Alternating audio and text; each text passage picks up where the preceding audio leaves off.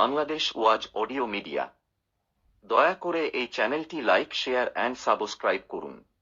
আমরা যত ইবাদত বন্দেগী করি, যত নেকামল করি, এই সমস্ত ইবাদত বন্দেগী এবং নেকামল এগুলো আমাদের আল্লাহর কাছে আমরা করলে সাথে সাথে অটোমেটিক কবুল হবে, নাকি কিছু শর্ত টর্ত আছে?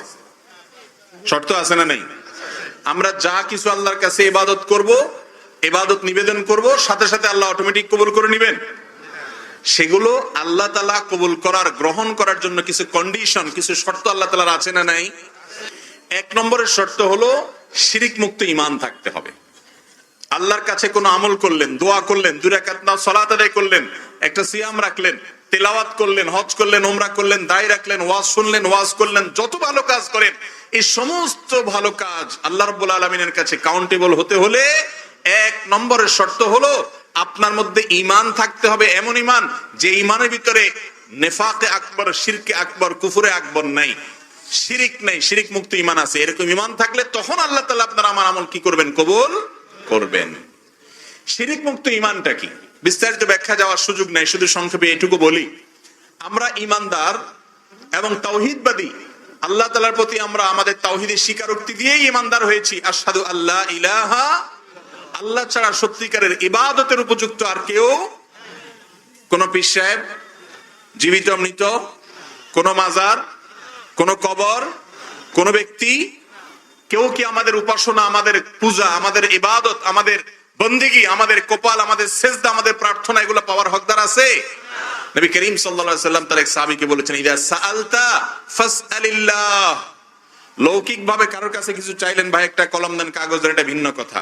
অলৌকিক ভাবে কিছু যদি চান, অদৃশ্য কারোর কাছে যদি কিছু চান, কারোর হাতে পাওয়ার আছে, স্পিরিচুয়াল বা অদৃশ্য পাওয়ার আছে, এরকম যদি মনে করেন, তাহলে সেটা একমাত্র এক সত্তার কাছে আছে, তিনি হলেন আল্লাহ রাব্বুল আলামিন।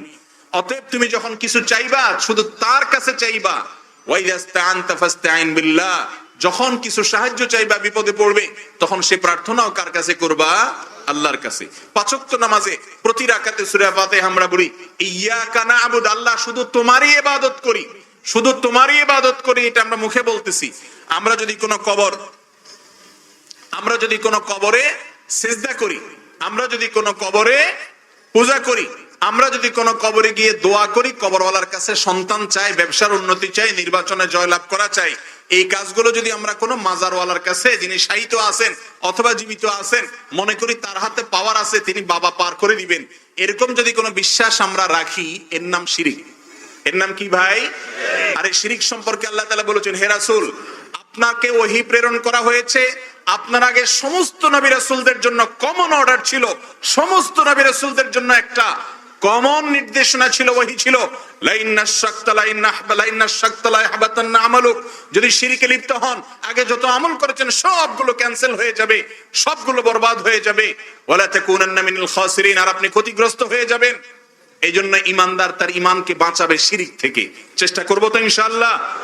কোন মাজারে, কোন কবরে, কোন পীর, জীবিত মৃত আমাদেরকে সন্তান দিতে পারে, ব্যবসার উন্নতি দিতে পারে, আমাদের নির্বাচনে জয়লাভ করাতে পারে, কোন কল্যাণ এনে দিতে পারে, কোন ক্ষতির হাত থেকে বাঁচাতে পারে? বাঁচানোর একমাত্র মালিক কে? আল্লাহ রাব্বুল আলামিন। আর সেজন্য আমরা নামাজে বলি ইয়াকা না'বুদ, বাংলা কোরআন খুলে দেখেন অর্থ কি লেখা আছে, আল্লাহ শুধু তোমারই ইবাদত করি, তোমারই শুধু করি, তোমার সাথে আর কাউকে করি না, শুধু তোমার করি। আল্লাহরেও করলেন, মসজিদে গিয়ে আবার মাজারে গিয়ে সিজদা দিলেন, ঈমান থাকবে? মাজারে গিয়ে চাইলেন, ঈমান থাকবে? বাবার কাছে পাওয়ার আছে, বাবা কিছু করে দিতে পারে, এটা মনে রাখলেন, ঈমান থাকবে?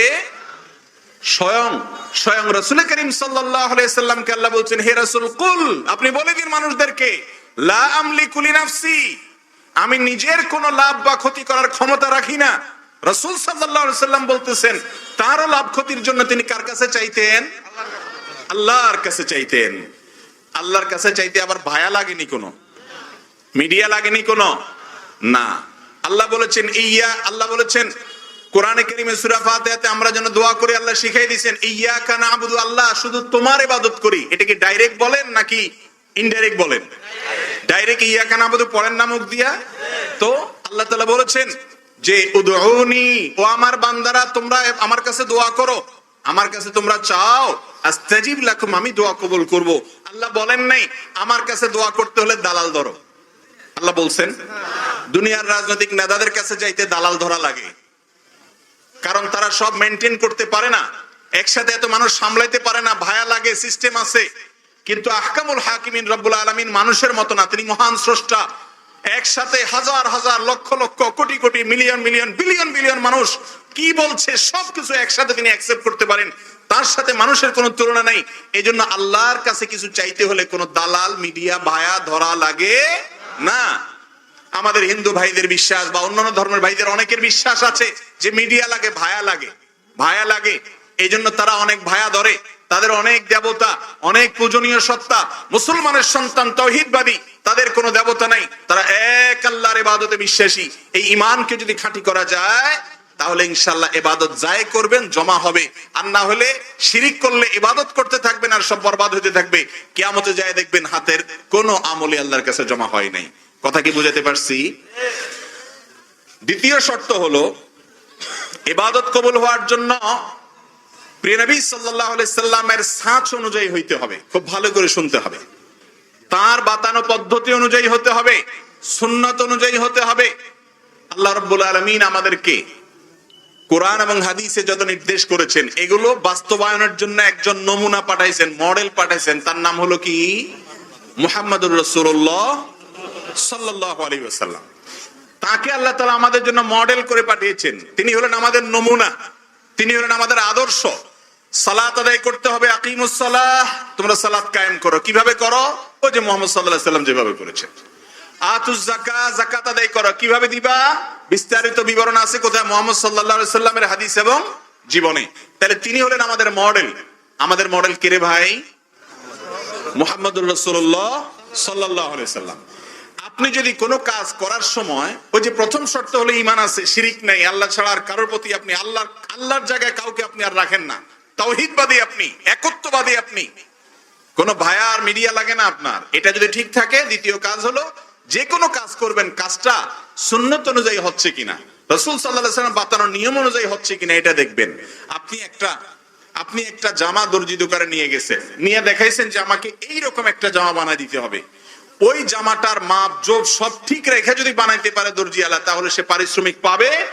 আর যদি যেই স্যাম্পল দিছেন আপনি সেই স্যাম্পলের সাথে মিল না রেখে উল্টা পাল্টা কোথাও একটু বড় কোথাও একটু ছোট করে বানায়, সে কি পারিশ্রমিক পাবে? আল্লাহ রাব্বুল আলামিন আমাদেরকে কোরআনে বলেছেন আতিউল্লাহ ওয়া আতিউর রাসূল, তোমরা আল্লাহর কথা শুনো এবং রাসূলের কথা শুনো। আজকাল কিছু ভাই বাইরে হইছে, তারা বলে যে না কোরআন মানলেই হবে, হাদিস মানার দরকার নেই। আছে না নেই? আল্লাহ তাআলা কেন তাহলে বললেন আতিউল্লাহ ওয়া আতিউর রাসূল, তোমরা আল্লাহর আনুগত্য করো এবং রাসূলের আনুগত্য করো? আল্লাহ তাআলা আলাদা করে কেন বললেন? বুঝা গেছে শুধুমাত্র কোরআন থেকে কেউ আল্লাহর সমস্ত নির্দেশ ধরতে পারবে না, অবশ্যই রাসূল আকরাম সাল্লাল্লাহু আলাইহি ওয়াসাল্লামের হাদিস এবং ব্যাখ্যার দরকার আছে। তা না হলে 23 বছর ধরে এই কোরআন কেন একটু একটু করে আল্লাহ তাআলা রাসূলের প্রতি নাযিল করলেন? তাহলে রাসূল সাল্লাল্লাহু আলাইহি ওয়াসাল্লামকে বাদ দিয়ে শুধু কোরআনের উপরে আমল করা যাবে না। কোরআনে আছে আকিমুস সালাহ, সালাত কায়েম করো। কেমনে করো সেটার ব্যাখ্যা আছে কোথায়? রাসূলের হাদিসে। এই জন্য হাদিস বাদ দিলে তো ইসলামই বাদ হয়ে যায়। এই সমস্ত বিভ্রান্তির ব্যাপারে সাবধান থাকবেন আপনারা। তাহলে দ্বিতীয় শর্ত হলো রাসূল সাল্লাল্লাহু আলাইহি ওয়াসাল্লামের সুন্নাত অনুযায়ী আমলটা হইতে হবে। ওই যে দর্জিওয়ালার মিসাল দিছিলাম, দর্জিওয়ালাকে যদি আপনি যেই জামা দিয়েছেন সেই স্যাম্পল অনুযায়ী সে বানাতে পারে, তার পারিশ্রমিক সে পাবে। আর যদি তার মন মতো বানায়, হেরফের করে বানায়, তাহলে পারিশ্রমিক সে পাবে না। ঠিক একই ভাবে আল্লাহ রাব্বুল আলামিন আমাদেরকে রাসূল দিয়ে বলেছেন যে লাকাদ কানা লাকুম ফি রাসূলিল্লাহি উসওয়াতুন হাসানাহ, ও দুনিয়ার মানুষ তোমাদের জন্য আল্লাহর রাসূলের মধ্যে রয়েছে উত্তম আদর্শ, তাকে দেখে ফলো করে চলো। আবার আমাদের কিছু ভাইরা বলে রাসূলের হাদিস নাকি মানা যাবে না। আল্লাহ নিজে বলতেছেন তোমাদের জন্য রাসূলের জীবন আদর্শের মধ্যে রয়েছে উত্তম আদর্শ, তাকে দেখে দেখে চলো। আল্লাহ আরো বলেছেন মা আতাকুমুর রাসূল ফাখুযু, রাসূল যা করতে বলেছেন সেগুলা করো, ওমা নাহাকুম আনহু ফান্তাহু, যা নিষেধ করেছেন সেগুলা করবা না। এজন্য সুন্নাত অনুযায়ী হতে হবে। নবী সাল্লাল্লাহু আলাইহি সাল্লাম যাওয়ার সময় বলেছেন বিদায় হজের ভাষণে, তারাকতু ফীকুম, বিদায় হজের আগে তার জীবনের শেষের দিকের বক্তব্যে তিনি বলেছেন তারাকতু ফীকুম আমরাইন, তোমাদের মাঝে দুটি জিনিস আমি রেখে গেলাম, কিতাবাল্লাহ ওয়া সুন্নাত রাসূলি। একটা হলো আল্লাহর কিতাবে কোরআন রেখে গেলাম, আরেকটা হলো এই কোরআনের ব্যাখ্যা আল্লাহর রাসূলের সুন্নাত রেখে গেলাম। আপনি যদি কোনো আমল করার সময় একটু জানতে পারেন যে আমার রাসূল এটা বলছেন বা করছেন, বাস এটা নিশ্চিত আপনি আমল করছেন, ইনশাআল্লাহ আপনার আমল আল্লাহর কাছে দরবারে কবুল হয়ে যাবে। আর বাপ দাদা করছে, 14 গোষ্ঠী করছে, সারা দেশে মানুষ করে, সারা জীবন করে আসছেন, কিন্তু রাসূল সাল্লাল্লাহু আলাইহি সাল্লামের হাদিসে নাই, তাহলে সেটা কখনো কবুল হবে। আপনি যদি যায় বলেন আল্লাহর কাছে, আল্লাহ 14 গোষ্ঠীরে দেখছি করতে, বাপ দাদা সবাই করছে, সারা দেশে মানুষ করছে, তাই আমি করছি, আল্লাহর কাছে মুক্তি পাওয়া যাবে? আল্লাহর কাছে মুক্তি পাওয়া যাবে যদি বলতে পারেন, আল্লাহ আমি জানছি এই আমলটা আমার রাসূল করতে বলছেন, আমার রাসূল, আপনার রাসূল নির্দেশ করেছেন, তার হাদিসে আছে, আমি সাধারণ মানুষ হাদিস পড়তে পারি নাই, কিন্তু নির্ভরযোগ্য আলেম বলেছেন হ্যাঁ আছে, আমি তার প্রতি বিশ্বাস রেখে করেছি, তারপরেও মুক্তি পেয়ে যাবেন ইনশাআল্লাহ। কথা কি বুঝাতে পারছি? আমরা কি মুক্তি চাই না ভাই? আখিরাতে আল্লাহর কাছে মুক্তি না চাইলে, মুক্তি না পাইলে একমাত্র গন্তব্য হবে জাহান্নাম, আর কোন গন্তব্য সেখানে থাকবে? এই জন্য আল্লাহর কাছে যে কোনো আমল কবুল হোক, এটা যদি আমরা চাই, তাহলে দ্বিতীয় শর্ত পূরণ করতে হবে, সুন্নত অনুযায়ী হতে হবে, হাদিস অনুযায়ী হতে হবে। মন গড়া হলে হবে না। ইসলাম আবেগের নাম না, ইসলাম জোশের নাম না, ইসলাম লাফানোর নাম না, ইসলাম অনেক ভালো বক্তৃতার নাম না, ইসলাম অনেক লেকচারের নাম না। ইসলাম হলো শুধুমাত্র মুহাম্মদুর রাসূলুল্লাহ সাল্লাল্লাহু আলাইহি সাল্লামকে আপাদমস্তক দেখে দেখে, তার সুন্নাতকে, তার পদাঙ্ককে দেখে দেখে অনুসরণ করে করে জান্নাতে যাওয়ার নাম। বুঝতে পেরেছেন? রাসূল সাল্লাল্লাহু আলাইহি সাল্লামকে আল্লাহ তাআলা গাইড করে পেটেছেন, গাইড। তিনি আমাদের জন্য গাইড, পথ প্রদর্শক। তিনি আগে চলে গেছেন জান্নাতের দিকে, আমরা তাকে দেখে দেখে যদি চলি, আমরাও জান্নাতে যাব। আল্লাহ আমাদেরকে তৌফিক দান করুন। তাহলে আমাদের সমস্ত আমল, ইবাদত, ভালো কাজ এটা কবুল হওয়ার জন্য দ্বিতীয় শর্ত হলো মুহাম্মদ সাল্লাল্লাহু আলাইহি সাল্লামের সুন্নাত অনুযায়ী হইতে হবে।